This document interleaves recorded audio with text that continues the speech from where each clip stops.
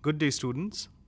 Today, as part of the research methodology course, we are going to do a lecture on digital humanities. Now, this concept of digital humanities is pretty new, especially in India, and even in the context of world history and world social science studies, we find that this word has not been around for more than 50 or 60 years. So, we are going to cover in this particular lecture several aspects related to digital humanities.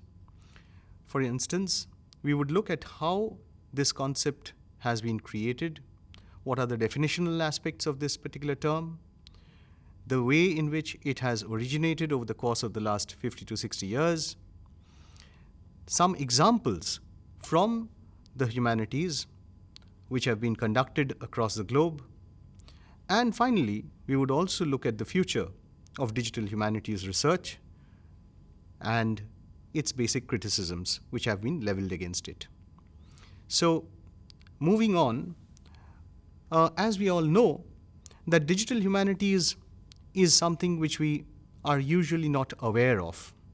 But in terms of research, we know that research has depended mainly on textual records, whether it is in the form of reports, of archives, of texts, and different kinds of books which have been originated in different parts of the world. So textual data has been central to different kinds of research. But with the origin of technology and with the varied types of technological tools available from the 20th century onwards, photographic, different kinds of sound data which have been stored, recordings, different kinds of other available data which can be mined. These have led to a change in the way research is conducted. So that is why we find that digital humanities is the new form of methodological approach which has come up in the 20th and the 21st century. Digital humanities has been defined in various ways. Is it just a flashy new coinage that has been originated in the past century? Is it a separate methodological outlook and the future of humanities research, as has been touted by many scholars? Is it a combination of different kinds of disciplines through technological research? Or does it mean that humanities on a digital platform would qualify as digital humanities? These are some areas of digital humanities research conceptions which are doing its rounds. But which one is actually correct? This needs to be decided, and we need to move ahead with the definitional aspects. But we must also recognize the fact that in modern era, most of the funding which has been given to universities has been in the area of digital humanities. So how has this term been defined by scholars? Digital humanities has been defined by some as the use of digital media and technology to advance the full range of thought and practice in the humanities. That is, humanities in dialogue with digital technologies. Digital humanities is born of the encounter between traditional humanities and computational methods. This is one more definition which has been given to it. Digital humanities tries to go beyond the sciences and the humanities binary in favor of an integrated and intellectual landscape whereby technology and the humanities are considered as two sides of a necessarily interdependent and mutually constitutive set of intellectual practices. This, for the humanities, obviously has a new edge. So digital humanities has the potential of becoming a new form of research methodology. So how has this digital humanities field emerged over the course of the last century or so? Digital humanities is not exactly a new way of doing research, nor did it emerge spontaneously with the coming in of new technology. It is based more on a convergence of several disciplines rather than on a new revolutionary disciplinary perspective. Some trace the urge to gather and collate information in the 17th and the 18th century by various encyclopedists as the origin of this particular strand of research. But coming to the 20th century, Father Roberto Busa, an Italian Jesuit priest, was one of the pioneers in the usage of computers for linguistic and literary analysis. Between 1940s and the 1970s, Roberto Busa planned and produced, with the help of Thomas J. Watson, the founder of IBM, the Index Thomisticus as a tool for performing text searches within the massive corpus in Latin of the 13th century Christian scholar St. Thomas Aquinas's works. In the 1950s, this area of research was called computational humanities or humanities computing. But this later on, in the 1960s, 70s, and even in the 80s, went on to become merely a means of doing quantitative research. This type of quantitative analysis is something which has been done by scholars in the 1950s till the 70s and the 80s. This is considered as the first wave of digital humanities. But later on, from the last decade of the 20th century, we find the second wave of digital humanities coming in. And this particular trend tried to progress the ways of research in new arenas. We find that the word digital humanities began to be used from the last decade of the 20th century in a more or less increasing fashion. During this phase, the projects which were done under this particular scenario were more qualitative in nature, interpretative in nature, experiential in nature, and generative of new quality research. So from the quantitative research in the 1950s to the 70s, we move on to a qualitative research-oriented scenario in the late 20th and the early 21st century. The Digital Humanities Manifesto, which was published in two versions in 2008 and as the Digital Humanities Manifesto 2.0 in 2009, specifies certain features of this particular kind of digital humanities projects. Firstly, it aggregates practices from multiple fields with a focus on disseminated knowledge. That's one. Secondly, it immerses quantitative aspects with various kinds of qualitative aspects of research as well. Thirdly, it emphasizes multivocality, that is, multidisciplinarity from sociology to linguistics to international relations to history. Various kinds of research methods can be used at the same time. Fourthly, the traditional humanities have been very artisanal in nature, that is, in the nature of individual scholarship. So we find that individuals or researchers doing their own research individually. But digital humanities has this ability to give researchers to collaborate and work in a team in order to do such kinds of projects. So research becomes a collaborative venture from the perspective of digital humanities. By 2005, we find that an alliance of digital humanities organizations came up, which used to organize annual conferences, which used to publish a journal, and we find that various departments across the globe began to initiate digital humanities projects and also centers of learning. In 2006, the Digital Humanities Initiative was set up, and in the US, a federal agency with an Office of Digital Humanities was established. We find that the spearheading of digital humanities projects happened in the West, in US, in Western Europe, in parts of China and Japan, and Australia as well. India, in that sense, was a latecomer in terms of digital humanities projects. However, from the early part of the 21st century, we find that digital humanities projects began to be organized in various quarters and different centers of Indian universities as well.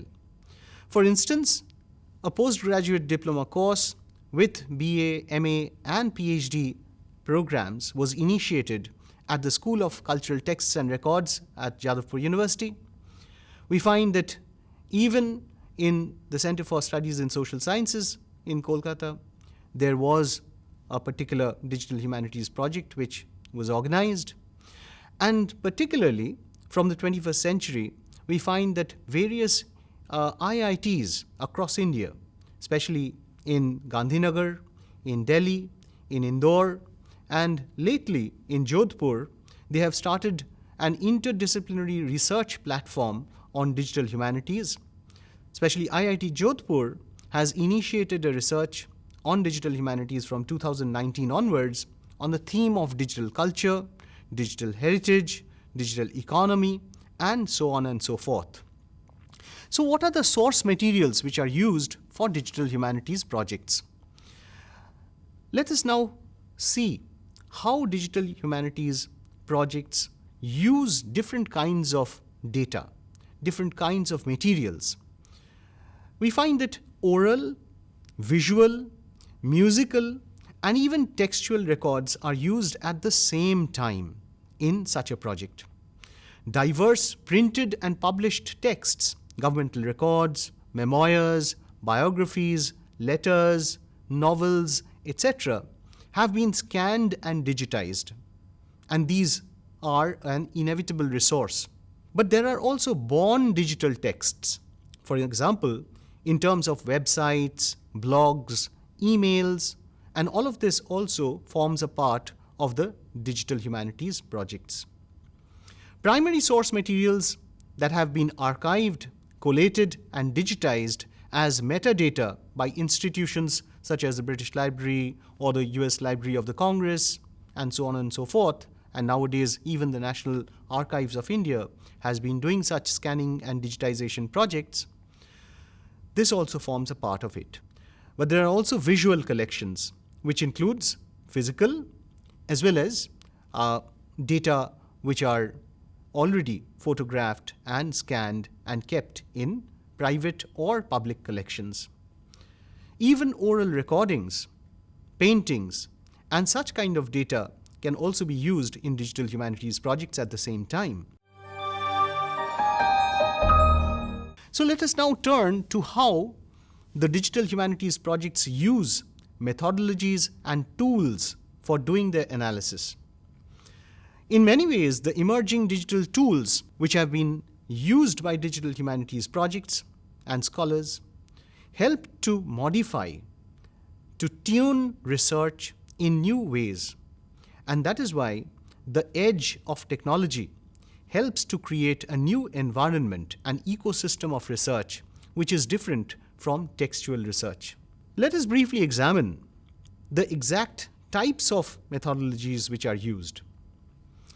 First is data collection, curation, and digitization of such data. For example, as we just mentioned, books, papers, photographs, paintings, videos, and audio materials. All of these are digitized and they are scanned and mapped. That's the first step.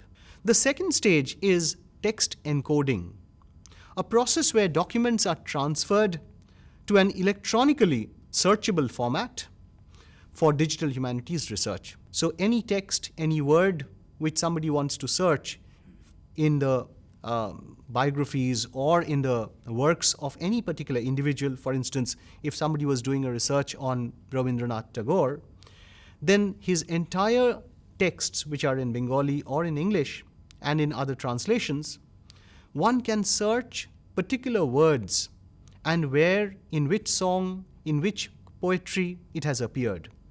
And this is text encoding. So it gives an enormous amount of data, enormous amount of advantage to a researcher to search items which he or she wants to search for from within the corpus of learning. Data extraction is the third stage. Interpretation and analysis is done through varied technological tools, which include a wide range of new technologies and toolkits. For instance, we find that geospatial analysis tools such as Geographic Information System or GIS and maps are used. Text analysis tools such as Voyant tools, which is a free web-based program allowing users to quickly visualize and analyze text data. Visualization tools whereby research outputs can not just be in the form of a research report or a paper or a dissertation, as is usually done in terms of research, but also in the form of a project website, online exhibitions, story maps, and so on and so forth. So the possibilities are enormous. There are also other types of tools which are used. For example, online display, exhibition, and multimedia production tools such as NVivo and Omeka, which is a software for qualitative analysis. So there is a technological side to humanities research, which is done under digital humanities. But it must be emphasized that digital humanities doesn't always compensate technology with the type of research that is usually known as traditional humanities. So it is a merging of both kinds of research, traditional humanities research with technological help. That is the edge of digital humanities. Let us now take some examples of how digital humanities projects have been done across the globe. And I'll just go into 2 or 3 examples. For instance, we find that there was a project which was done at Harvard University, which was known as the China Biographical Database Project. And this particular database project is, or rather has attempted to create and curate a bibliographic entry file of all known persons and figures throughout Chinese history, from the 7th century down till the 19th century, in whatever texts, whatever kinds of manuscripts available. So it is a huge encyclopedic work which has been done by Harvard University, and it is still ongoing. So these projects are, or rather they enable any researcher in the future to search for persons, where they worked, what they did, under which emperor they served. All these information would be available at a fingertip. So this is the kind of new edge technology which can bring in new qualitative edge to humanities research. And in fact, this particular project which I just referred to has already collected by November 2020 a database of around 4,71,000 individuals from Chinese history. So such a project in case of India would obviously have an enormous amount of information. It would generate quite an amount of data for future researchers. Let us now move on to another project which was done in Australia.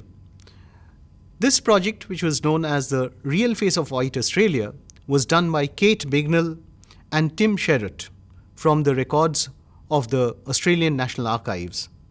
And this experimental browser enabled anyone to explore the records of the White Australia policy, also formerly known as the Immigration Restriction Act of 1901, through the faces of the people who were debarred from coming to Australia or who were deported from Australia because they were non-Australians. So if you click on a portrait, you can view the document it came from. You'll also be able to follow a link to explore the content of the document in the National Archives of Australia. This is an example of a digital humanities project which integrates race studies, migration studies, and colonial history at the same time.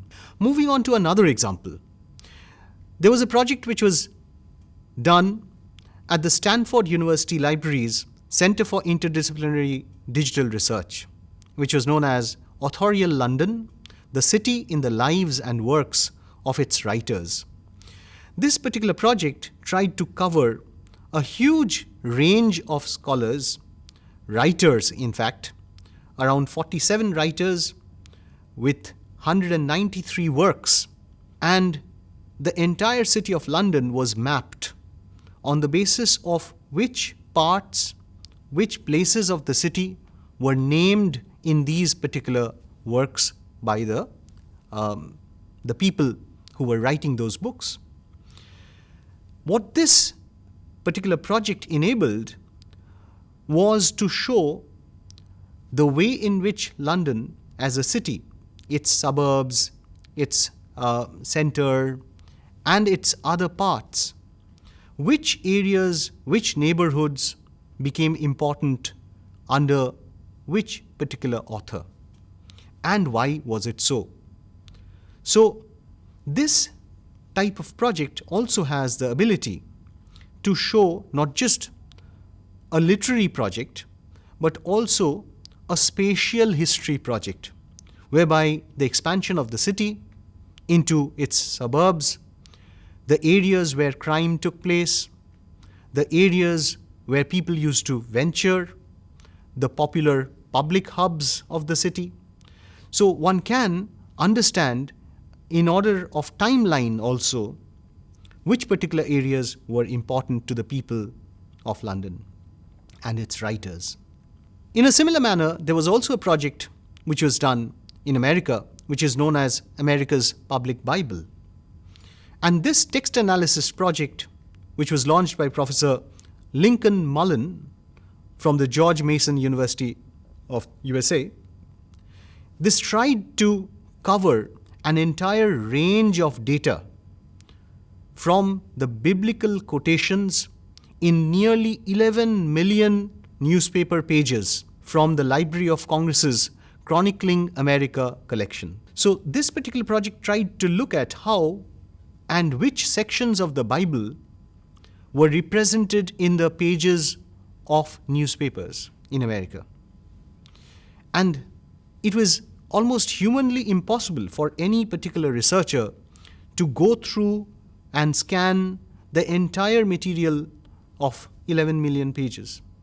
But a digital humanities project with the text mining approaches and toolkits which are available enables any scholar to look at particular verses from the Bible and locate them in newspapers.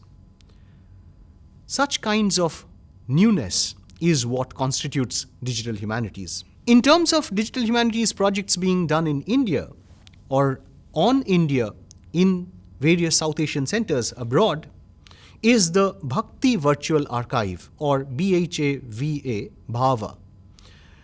This archive is still under construction. This will be a freely accessible online platform for exploring scholarship on diverse regional devotional bhakti traditions in South Asia.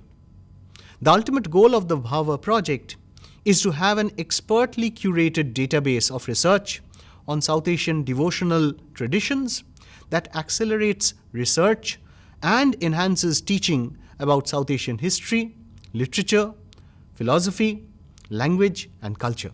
A similar project, which is of great interest, is the 1947 Partition Archive. This archive is a people-powered non-profit organization project dedicated to documenting, preserving, and sharing eyewitness accounts from all ethnic, religious, and economic communities affected by the partition of British India in 1947. So individual narratives, oral narratives can become searchable through this digital humanities project. Now let us turn to another facet of digital humanities, which is how it has been criticized and what are the shortcomings of such kinds of works. The public discourse on digital humanities as a field is much open to ideological currents. and subjective preferences of the scholars. Just as in any other kind of research, subjectivity is a primary area even for the digital humanities. Questions of underrepresentation of feminist, race, caste, community issues, and even north-south divisions are areas of criticism that have been leveled against digital humanities scholars. For instance, projects have been done in digital humanities, especially in the West, which prioritize Western notions. So Africa and the Third World, including India and parts of the South, have been relatively untouched by digital humanities projects or have not been covered within digital humanities projects. This is one criticism which has been leveled. There is another serious challenge and also debate within digital humanities scholars themselves about pedagogy. For instance, how should digital humanities be taught best? And how can we judge, evaluate projects which are collaborative in nature? Dissertations which have been done by individual scholars are judgeable, or they can be adjudicated or done in a manner or seen in a manner which is available for criticism. But digital humanities projects which are collaborative, where several individuals are involved, it is extremely difficult to pinpoint where and by whom that particular error has happened. Thirdly, we find that there is another criticism that has been leveled. Due to its overt dependence on technology, digital humanities is considered as elitist in nature. It is a form of privileged scholarship which remains out of bounds for most scholars.